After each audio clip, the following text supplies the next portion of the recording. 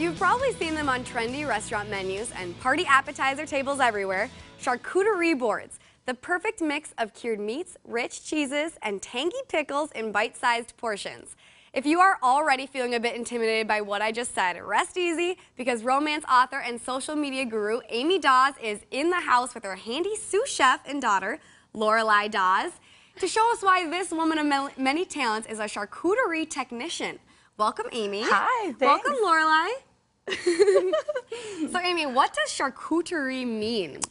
It's a French word, and I don't know the exact definition, but it's kind of like a fancy meat and cheese tray, basically. And I just found out the Italian version of that is salumi, which is kind of fun. But yeah, it's just fancy meat and cheese trays. I started making them for parties because I started going low carb, and it's really hard to come up with an appetizer that you can make that isn't full of bread or chips and stuff. So yeah, I started doing this, and it's just been really fun. Where did you hear about them? Oh my gosh, I don't know. I honestly must have just seen it on Instagram and thought I can make one of those. And so I found a couple boards and just started playing around with it. And yeah, it's been a blast. Now, you have a lot of different options that you brought with today. So Yes. clearly there's a variety of ways to do this. Yes. But just to the basics, what do we need to create these boards? I mean, so meats and cheeses, first of all. Like, this one's kind of a nice, like, example of you don't need a ton of stuff. So I like to kind of do just more minimal items on that. And then this one's my favorite board because it's got sides, so like it doesn't fall off the edges all the time. And like, yeah, so just to start off, like one of my favorite things to do is the boars and cheese. It's a soft cheese.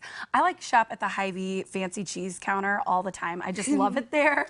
Like, those people are so nice and they help me. Yeah, they're super helpful. I still don't know what I'm buying half the time. And so they're always there to help. And so yeah, I like to start with like one of these and see how easy that was. It just came right out of the foil packet. So do you recommend starting the board off by putting cheese on it? Yes, okay, definitely that's start the with, first step. start with cheese. And then, like, you know, as far as like how to design one, it's sort of like coloring with food. You know, just think about the aesthetics of how you want it to look, and try to mix up your colors so you're not doing like orange crackers next to orange cheese. Do, you know, like grapes in between to try to break up and get a color variety there. Yeah, Lorelei's gonna put, so like I like to do olives and pickles, so Lorelei's gonna fill these ramekin dishes up. And I don't know, so you kind of just design it. So like I like to start off with a soft cheese and like line the crackers around the edges because it kind of gives a nice little border, and that's like a good base for like the anchor in the middle. And then this other cheese wedge I have on here is like a wrapped aged cheddar. And I really love that because it's a different shape, you know, and it looks cool. And so you just grab your cheese knife here and you cut a few pieces off the front, and you kind of let it like stack up in front of the cheese wedge. And you know, you just cut as you go, but don't cut it all because like it looks cool on there. So just leave it and then have kind of a cluster of cheese there. And then you can just kind of start filling in the gaps around the edges. This one's not gonna be as pretty because, you know, I'm trying to hurry, but you know, you kind of just take the cheese and you just start like making little sections of where you want all of your stuff to go. And I love doing, and like, I don't think there's any rules with charcuterie, at least not the kind of boards I do. So like, I love putting goldfish on mine because it's like my little signature thing, and it's whimsical. So like, you use that to kind of fill in some of the gaps like that. I love a good cheese curd. Are there certain cheeses that go better with meats? Do you do research on that, or do you just kind of do whatever you want? I do a lot of guessing and checking. You know, I just start eating it and it tastes good.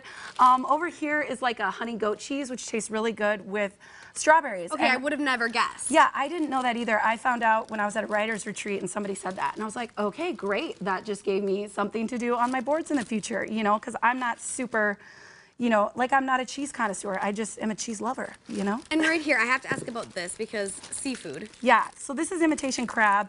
I like it because it's pretty. It's got a pop of red in there. And like when you buy it and it's like already kind of lumped up, I love the stuff that you can just rip open the bag and put it on the board. So like, yeah, I totally do imitation crab because people love lots of protein options, especially like since we're living in such a keto, low carb world right now. Although I will say lump crab does have carbs. It was really devastating when I found that out. So what's the most unusual thing that you've put on one of your charcuterie boards? I've done like some Brock's hearts. Like, so I kind of do themed boards sometimes. I just did a St. Patrick's Day one. And what did we have in the little green glass? Do you remember? Oh, they were Mike and Ike's. birthday. Mike and I. Yes, you know, so like I really want to do, her birthday's coming up. I want to do a whole birthday themed charcuterie. So when you bring this to an event, do you bring bags of the same stuff to refill the board, or do you just bring a board? Usually just a board. Sometimes I bring refills. It kind of depends how many people are going to be there and how busy I think the party will be. Yeah, like, and sometimes I make it there because part of the fun, I feel like, when you're having friends over is to just make something at the counter while you're having a drink and talking, and you just kind of have your hands busy, you know? Like, What's your favorite, Lorelai? Favorite part of the board? Crackers. The crackers? Yeah. And you like the candy items too. Whenever there's like a sweet like little bowl on anything, Yeah. Lorelai's all over that. So this could get pretty expensive because you have a lot of different variety of options. Yes. How can you totally keep does. it budget friendly? You know, like I said, so this board that I'm working on here in the middle is going to be like a full packed board. You won't be able to see wood underneath when it's done. You don't have to do them like that. They can be a little bit more sparse like that and just a few ingredients. Like that's not going to be very expensive, you know? So you can kind of do whatever. And I also like to urge people to remember the classics. The classic Colby cheeses, sharp cheddar, like pepper jack.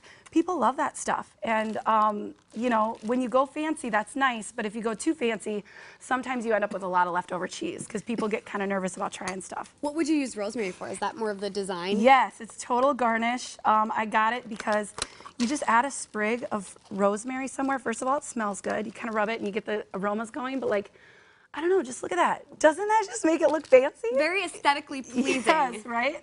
And so you kind of can put a sprig in anywhere. Thank you, Lorelai. And then also nuts.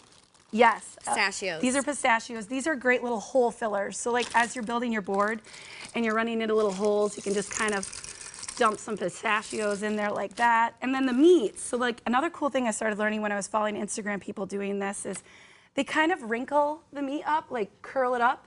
And make it fancy. Yeah, it just, again, it's just all about making it fancy. And I'm gonna put it over here to kind of add some red next to the white. See how like the colors are all kind of changing everywhere, you know? So you're not doing white cheese next to white cheese, you know? Well, Amy, I am inspired to make a charcuterie board. We are out of time, but thank you so much for teaching us how to do this. Yeah, you're Thanks, Lorelai.